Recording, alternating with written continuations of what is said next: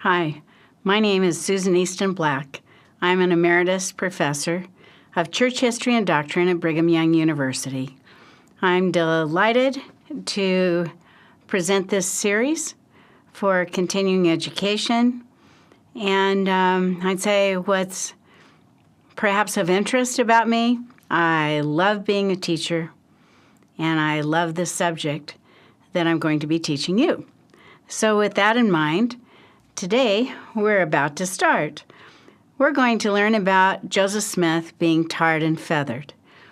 Now, tarring, I want to talk about that. Some people think, well, if Joseph was tarred, obviously they used tar like you see men put on the roads. That's not the kind of tar we're talking about. We're talking pine tar.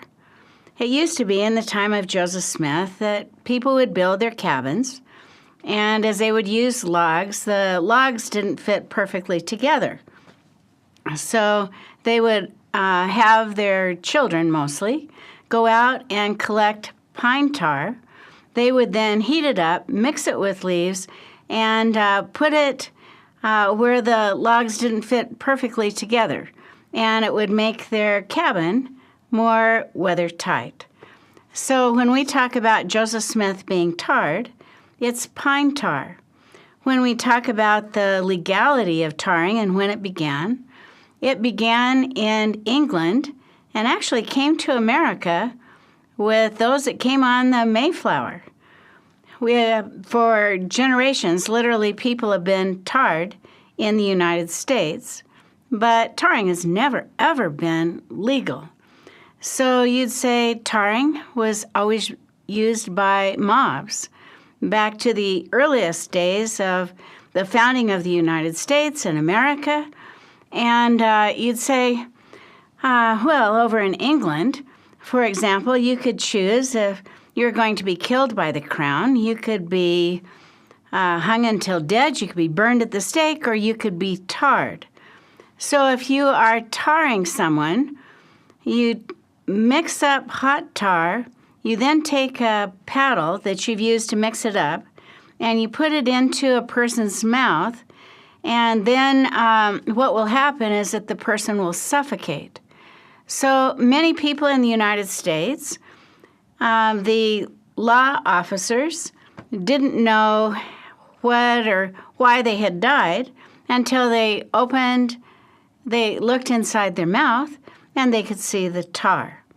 So in the United States, you'd say Southern abolitionists were tarred. Wife beaters were actually tarred. But very few in the United States were tarred and feathered, as we're going to learn about the prophet Joseph Smith.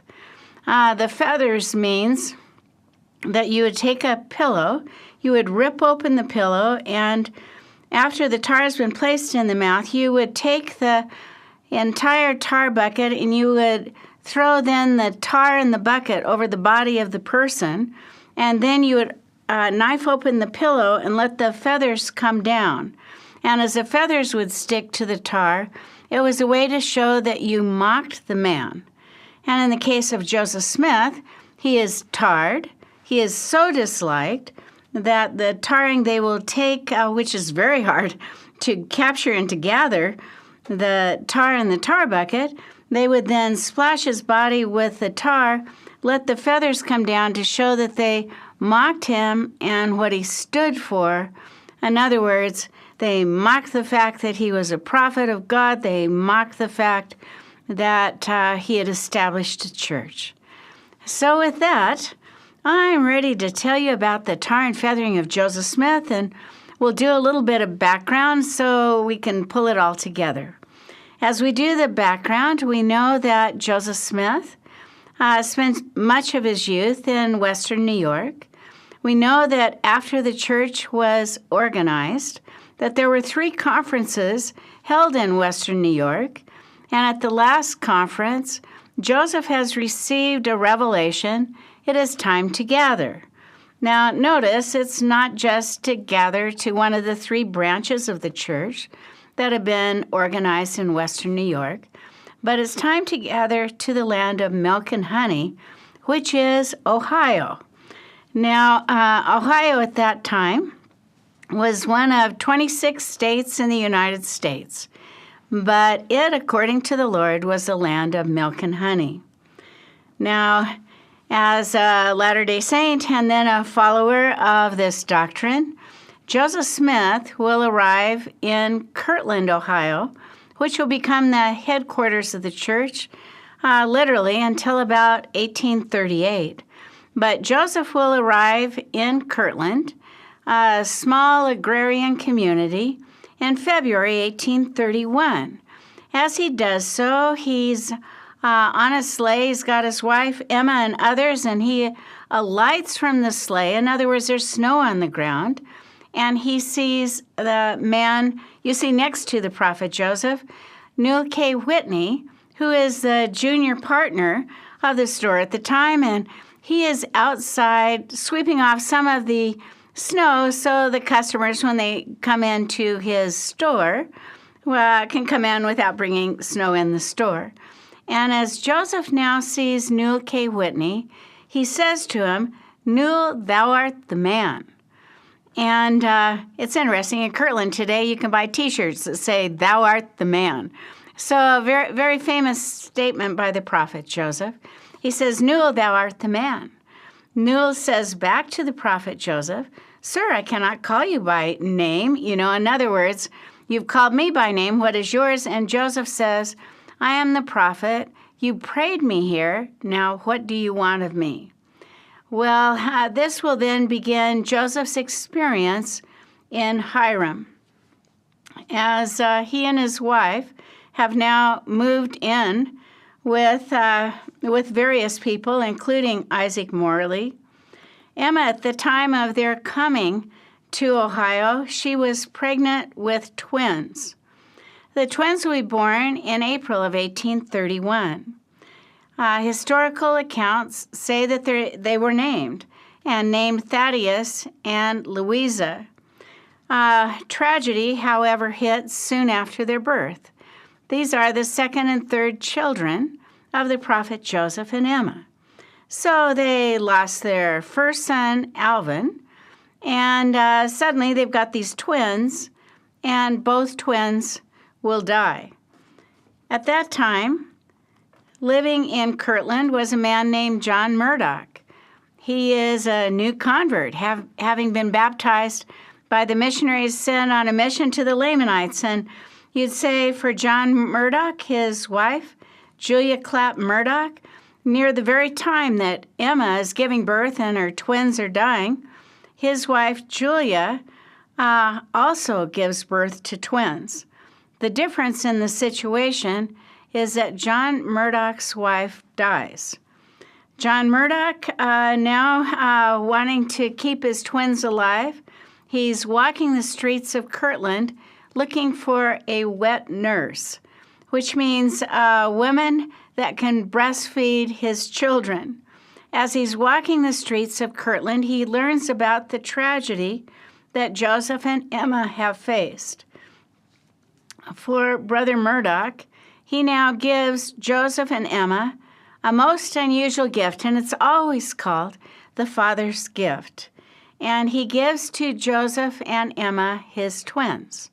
So notice, if we were to look at Joseph's family at this point, you've got their first child, Alvin, you've got Louisa and Thaddeus, 3 are deceased, and now they have babies of their own. As they do so, life now begins to move forward. As it moves forward for Joseph and Emma, Joseph has a great desire to translate the Bible. And you'd say, well, wait a minute.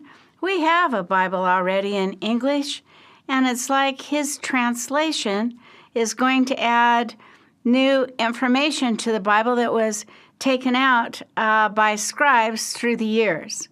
And so you've got the translation going on, you've got Joseph and Emma with their twins, and then you have every Tom, Dick, and Harry wants to come and to say hello to the prophet Joseph. You get, of course, Latter-day Saints that come, many of the men that come. They'll ask Joseph, what does the Lord want me to do? And consistently the answer in the Doctrine and Covenants is go on a mission. Sometimes you get curiosity seekers. Among the curiosity seekers that come to see Joseph will be John Johnson, his wife Elsa, who has a lame arm that's been lame over a decade, and they will bring with them their Methodist minister, Ezra Booth. In other words, protect us. We are curious to see Joseph, but we're bringing our minister to make sure he can stop what's going on if we don't like it. Now, John Johnson, as he comes, John Johnson is a very well-to-do man. He lives about 30 miles or so from Kirtland in a place called Hiram, Ohio.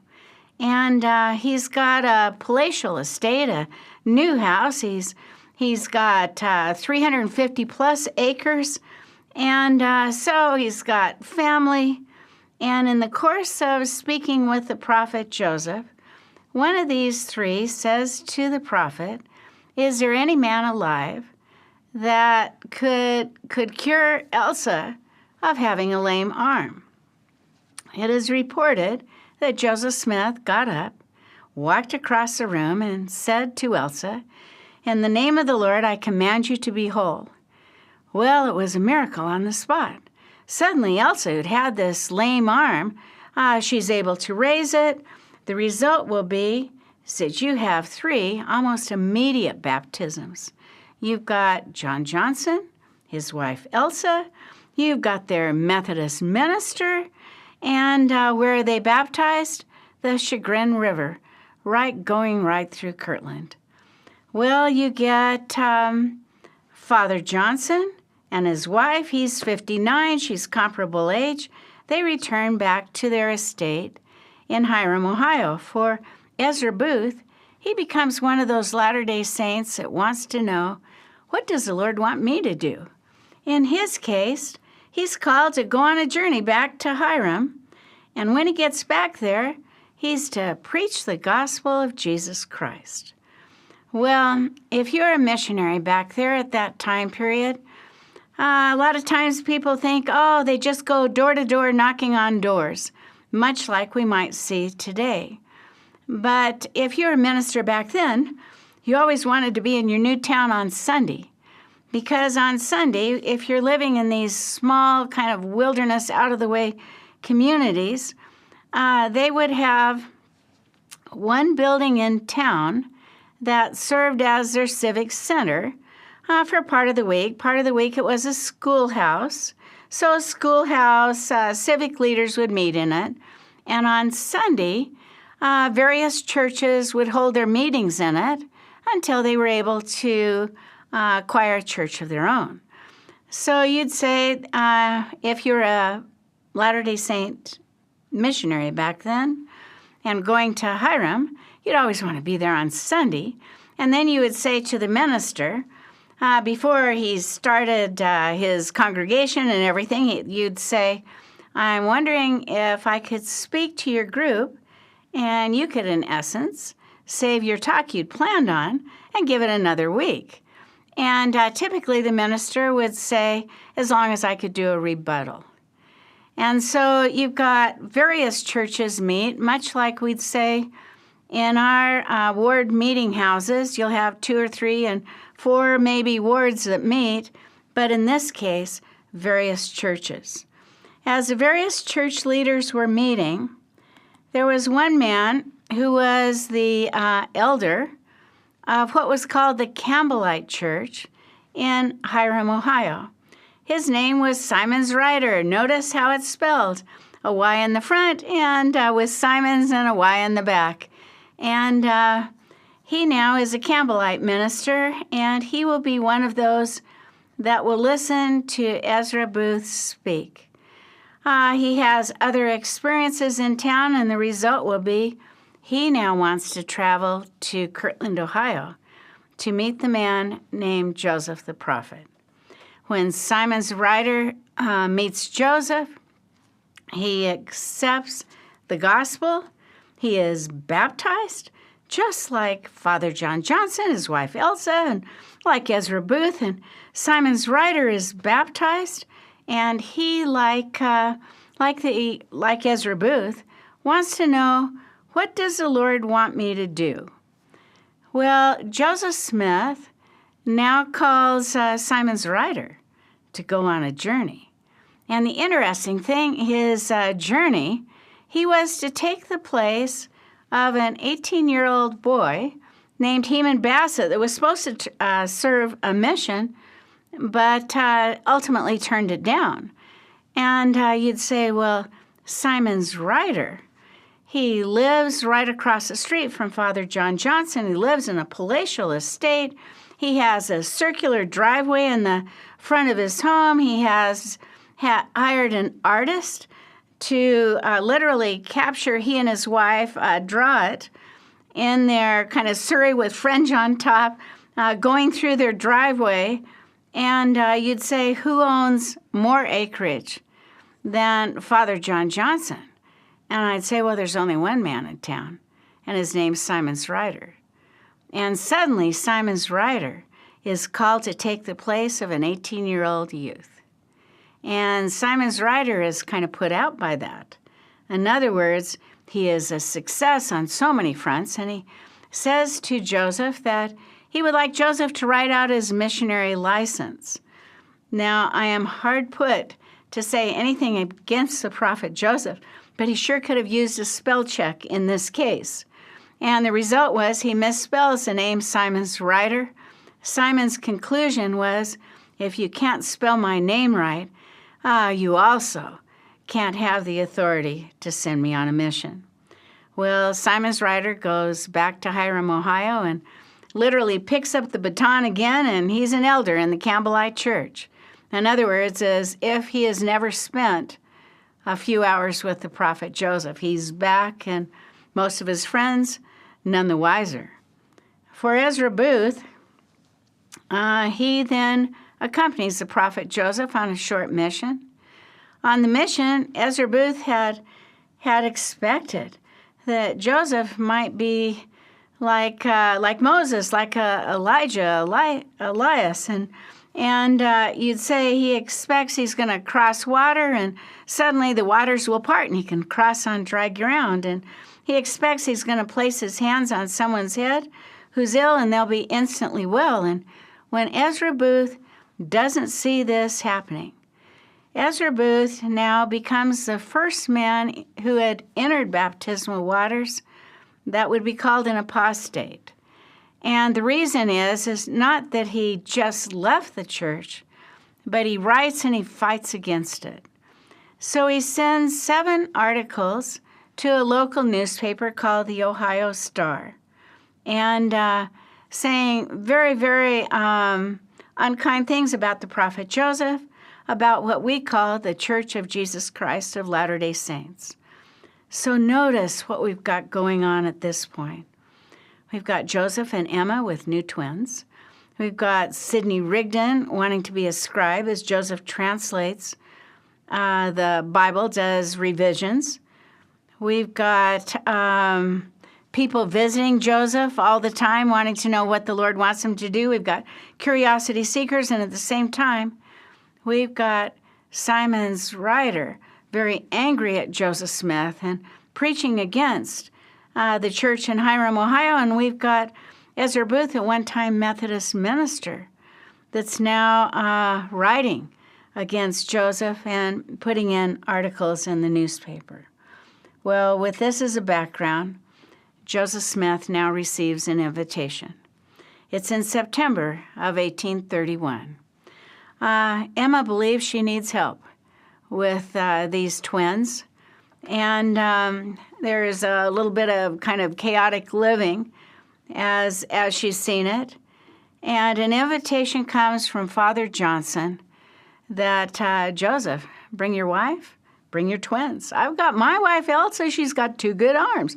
She can help Emma. Bring Sidney Rigdon. I've got a room, we can call it the translation room. In other words, I've got a better setup for you. Come to Hiram, Ohio. The result will be on September 11th, 9/11. Was there anything good on 9/11? We'd say Twin Towers, no, Battle of Nauvoo, no, but September 11, 1831, Joseph, Emma, and the twins now accept the invitation of Father Johnson and move into his beautiful house.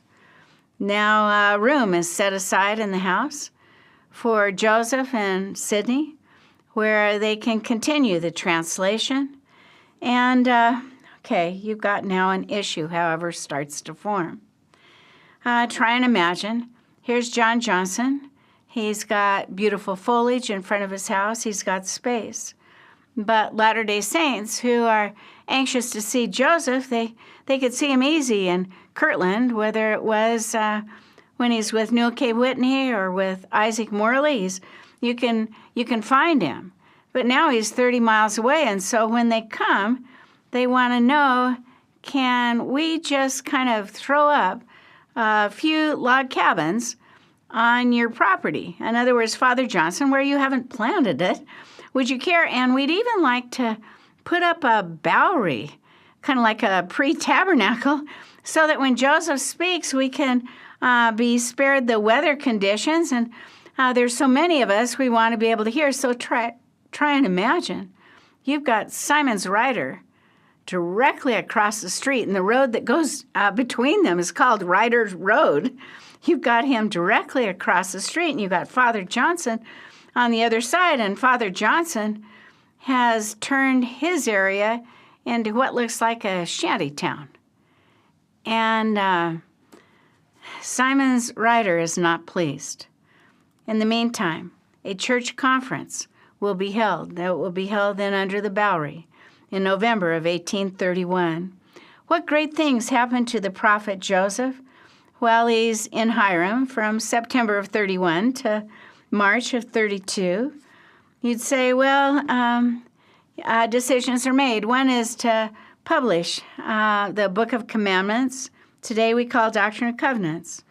Another is that Joseph receives many revelations, and sections are listed where you're saying, hey, they're coming right out of Hiram, Ohio. The first section in the Doctrine and Covenants, 33.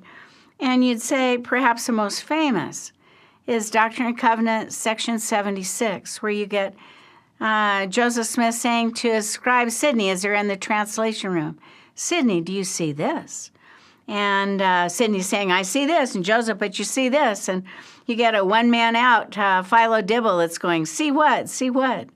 And when the vision ends, Sidney Rigdon needs to lay down on a kind of like a daybed in the room, and Philo Dibble will ask Sidney, or will ask Joseph, what's wrong with Sidney? And Joseph's comment will be, oh, Sidney just isn't as used to these things as I am now. And you'd say then many, many spiritual experiences, but there's always a downside, and here comes now the downside. That's our topic. Remember Simon's Rider across the street.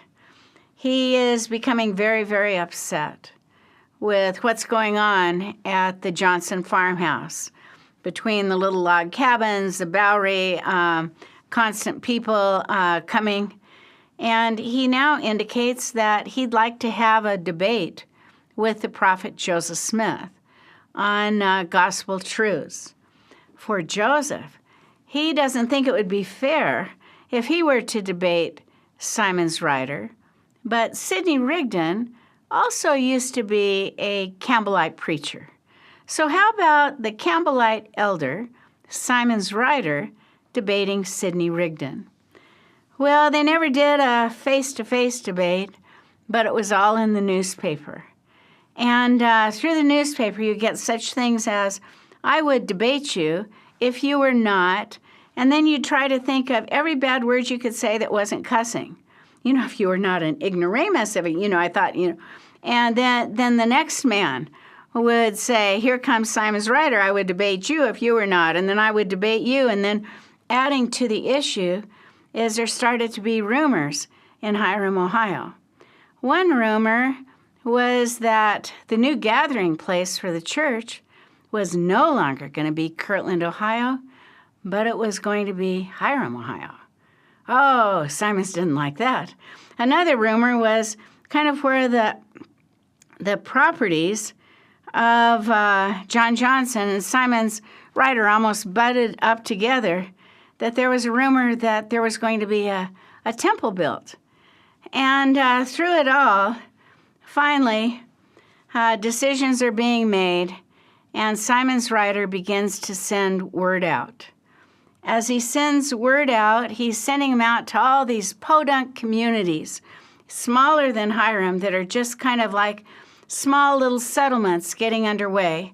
And the message he sends out to Shalersville, Garrettsville, and all these other villes is, meet me at the Brickyard in Hiram. And the night is March 24th, 1832. Now, why meet at a brickyard? Brickyard's always at the edge of town. So meet me at the edge of town. And when the word goes out, notice Simons Ryder, he's not a sheriff, he's not a constable, he's not a lawman. But meet me then at the brickyard. So the question is, how can these men leave their homes and their wives not say, what do you mean? It's 10 o'clock, it's 11, it's, you're going out. And so it was very easy for a man to get out of the home then. It's not so easy now, and you men may not realize it, but what's kept you trapped inside is indoor plumbing. It used to be that the man would wake up the wife, and he would say, oh, I don't feel well, I'm heading to the outhouse. And she'd say, okay, and he would go out, and you'd say, well, would the woman come after him when he didn't come back in? And I go, oh, no. Everybody, you keep those rumors alive about so-and-so went out to try and find her husband, and there's transients, she's been taken, she's been kidnapped, she's been abused. And so the woman would wait inside until the man came back. Now, when men knew that they were going to form a mob, they always had, you had the outhouse, but they always had buried somewhere close to the outhouse old clothes. In other words, typically old clothes, you would burn them. Everything's burned. But if you had old clothes and you thought you might someday be in a mob, you would bury it close to the outhouse. So men would then leave their homes. They would head to the outhouse. They would put on at least an old shirt, and they now rushed to the brickyard. Now, at the brickyard, at brickyards, there's a lot of wild talking going on. We know of some men that were at the brickyard that night.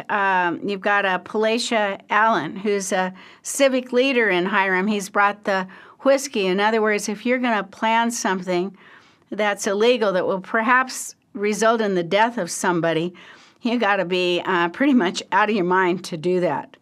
Now, as the men gather there at the brickyard, one of the things that they do, besides getting riled up, is that they cover their faces with black paint. And that was always the look of the mobs in the North. If this were taking place in the southern states, they would cover their faces with white hoods, white pillowcases, some kind of sheet. But where you get past the Mason-Dixon line, you're heading up north, you always covered your faces with black paint. And supposedly a pretty good disguise, but actually I've been wearing makeup for years. I'm telling you, if I had green, red, blue, black, whatever color, everybody would know who it was. But the black paint, what it was a mixture of gunpowder and water. And they would dip their hands into a bucket and then cover their face. And you realize the problem, if any man were to light up some kind of, pipe, cigar, cigarette. But once they have black on them, which is obviously splashed on their old clothes, they now head towards the Johnson farmhouse. That night, the twins now are 11 months old. Time has passed, right? And Joseph is walking the floor with one of the twins, and his name was Joseph Smith Murdoch. He's the sickest, so it's assumed that Joseph was walking the floor with him. And after he had done so, he's now laid down, and Emma, now about midnight, begins to hear some scratches on the window, and she assumes because it's March and there's wind, there's snow, sleet, hail kind of thing, she assumes it's probably just branches from a tree. But suddenly when their bedroom door opens, as it opens, Emma screams the word murder. Now, Joseph is laying on the daybed there in the bedroom, and 12 men have come into the house with blackened faces and are now in his room. They begin pulling on Joseph, and he doesn't want to go with them. One man pulls so hard, his name was Carnet Mason. He pulls so hard that he literally pulls out what Joseph describes part of my scalp. Years later, a diarist, Levi Hancock, who was shorter than Joseph, said to Joseph, "Bend down, I want to see that you did they really take part of your scalp." Another man, whom I've always thought was appropriately named, Warren Waste. Warren Waste had been bragging in town at the tavern that he could take old Joe single-handed. Well, you remember Joseph had a leg where he'd had the operation. That's not the one that kicked Mr. Waste, but the right leg, where he hadn't had an operation, kicked Mr. Waste, and Mr. Waste was kicked out of the bedroom, landed on the front porch very close, and years later was heard to say, "Old Joe was the strongest man I ever tangled with." Well, they got Joseph Smith outside on the porch, or he's out on the porch. The men now come out, and Mr. Waste is now standing up. He has blood on his hands as Joseph's kick had caused some facial wound. He now grabs Joseph around the neck and starts to choke him, at which point the other members of the mob now pull off his hands, and you'd say, well, why is that? When obviously what they had planned was to kill him. And the answer is they wanted Joseph dead, but not that way. They had a different plan. Joseph is now taken about 30 rods from the house.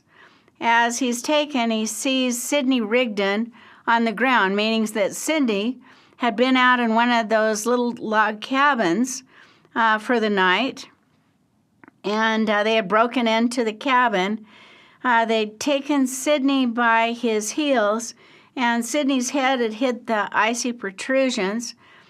Joseph sees his scribe Sidney with his head in a pool of blood, and Joseph assumes that Sidney is dead and says to his captors, his first words, "You will spare my life, won't you?" And they say to him, "Call on your God for help, for we will show you none."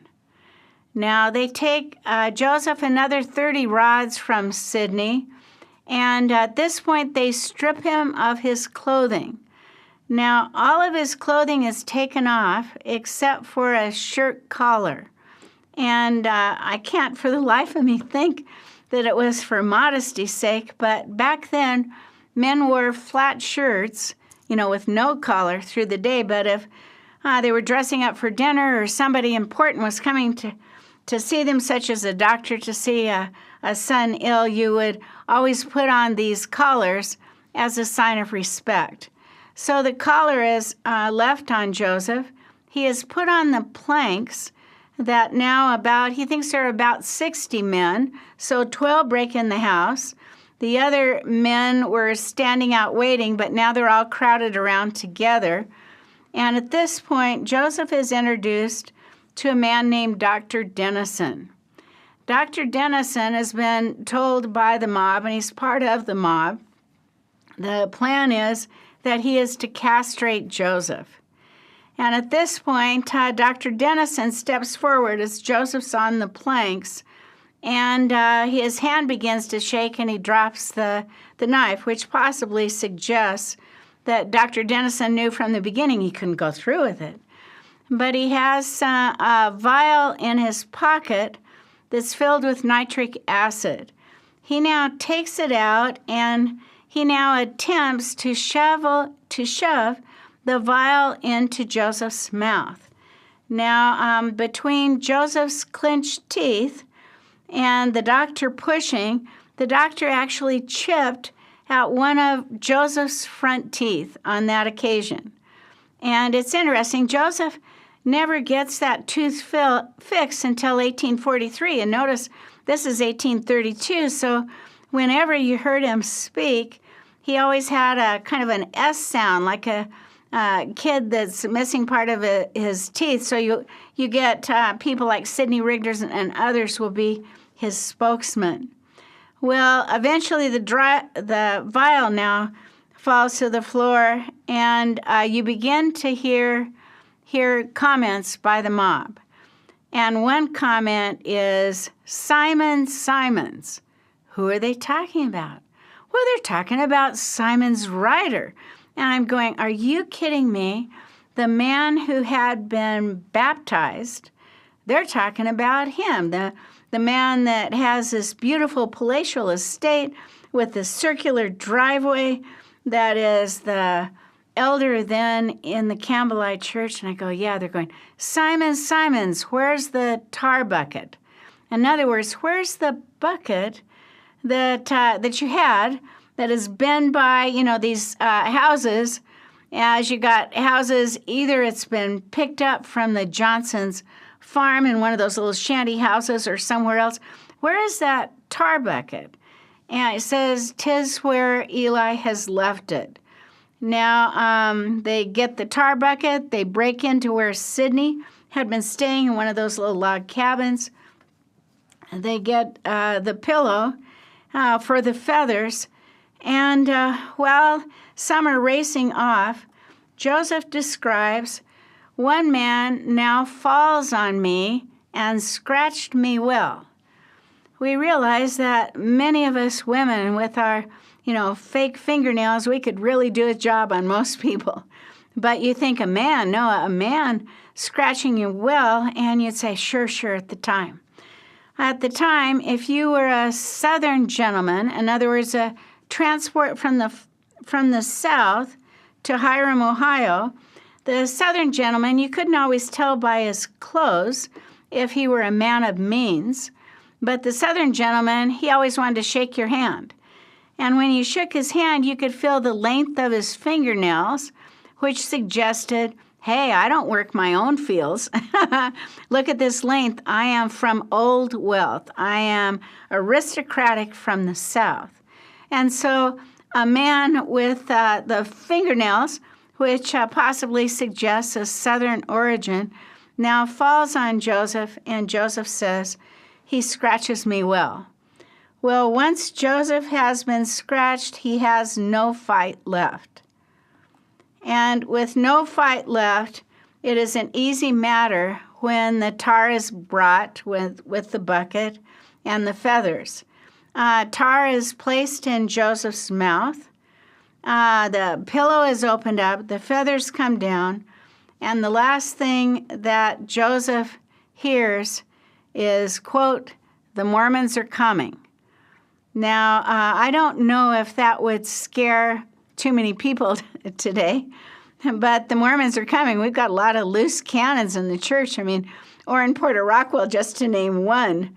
And so with that, when the mob hears that, a mob always appears brave until they think they're going to be caught, that somebody's going to come. They're going to take them over to a horse trough. They're going to wash their face. They're going to charge them then with the murder of the man who's laying on the ground.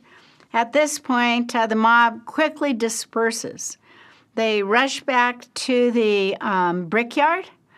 They then hurry from there. They're now hurrying back to their homes in Hiram and Shalersville and Garrettsville. They're burying their old clothes. They're coming back inside the house. If the wife is awake, she's saying, I've been so worried. And he goes, oh, I've had the worst night in the outhouse. Could you keep the kids quiet? I'm going to sleep this one off. Well, okay. As Joseph's on the ground, with everyone gone, when he loses consciousness, as the tar now has entered his mouth. When consciousness returns, he takes out part of the tar, and he loses consciousness again. When he finally is, consciousness has returned, he tries to get his bearings. Like, where am I? Where am I going? And he can see a light in the distance, which is the John Johnson farmhouse. He is too weak to be able to stand, but he begins to crawl. In the meantime, we look at the old John Johnson farmhouse, and we say, Emma, she didn't go back to bed once Joseph has been taken from the house.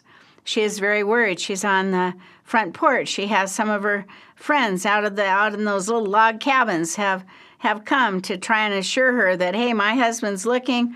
And Emma, as she's out on the porch trying to discern where is her husband, she hears a voice in the distance.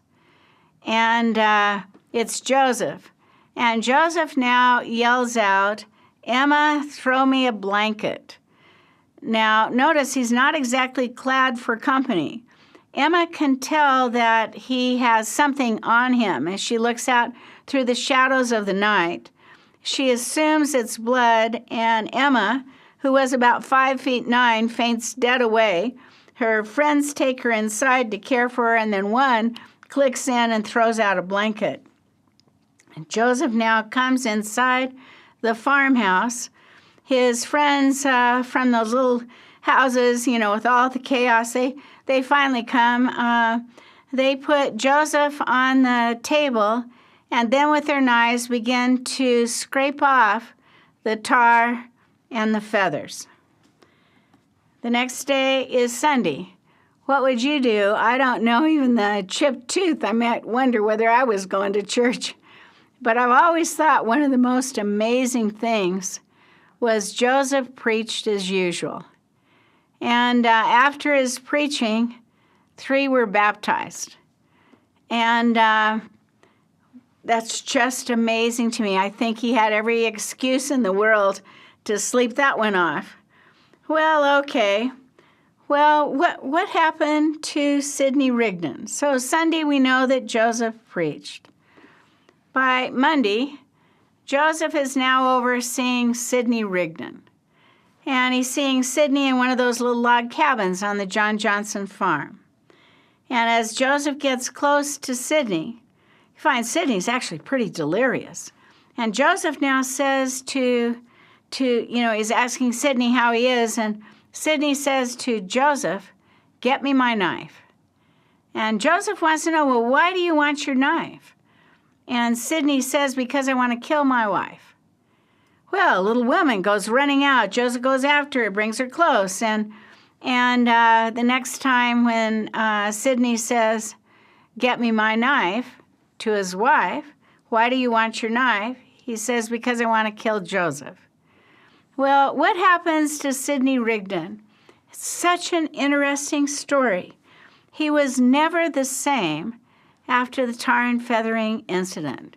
Remember how his head hit the protrusions on the ice as they're dragging him out of the home.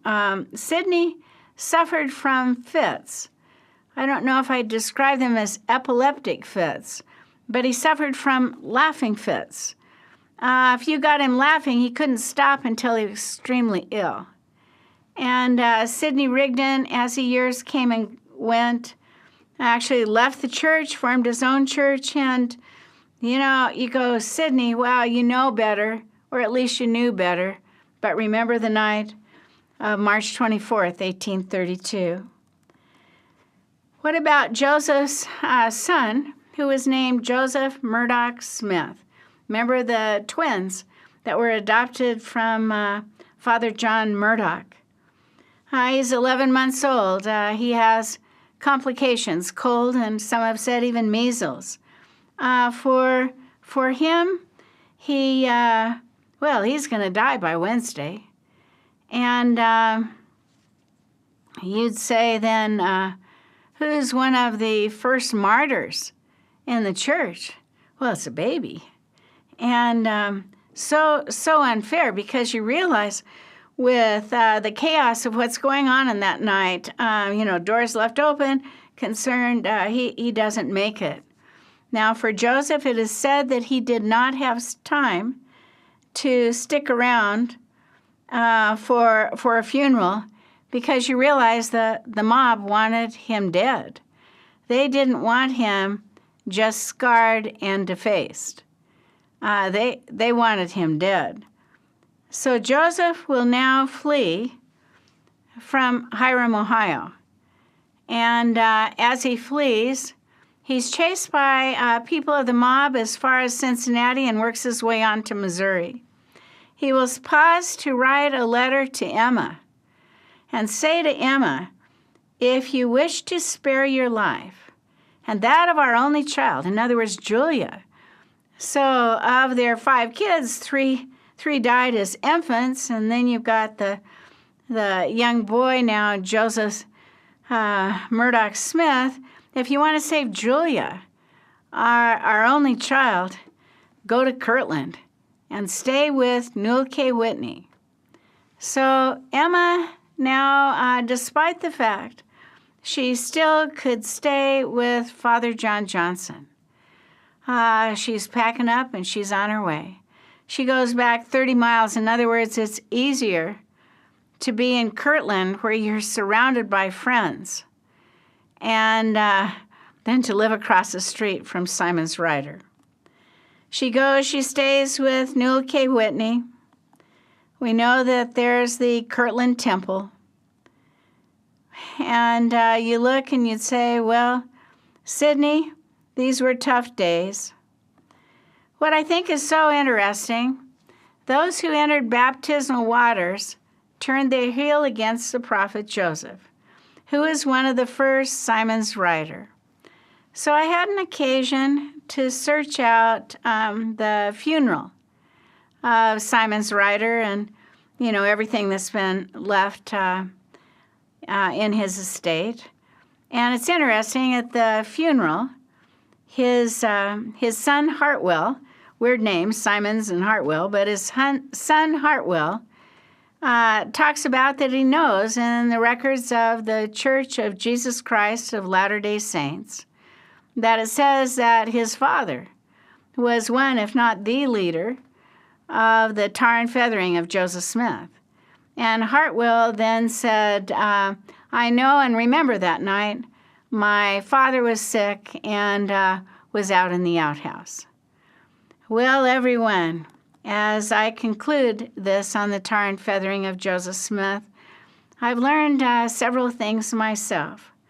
But the one that really stands out is that a man who had entered baptismal waters, he's the one that turned his heel against the prophet Joseph. So a man who'd made a covenant literally did an about-face and wanted Joseph dead. I also learned of the courage of the prophet Joseph, that when he describes himself as he preached, that he was all scarified and defaced, but he said, I preached as usual. And I like that. I think we all can find excuses, far less, to not do our callings, fulfill them, or go to church, whatever it might be.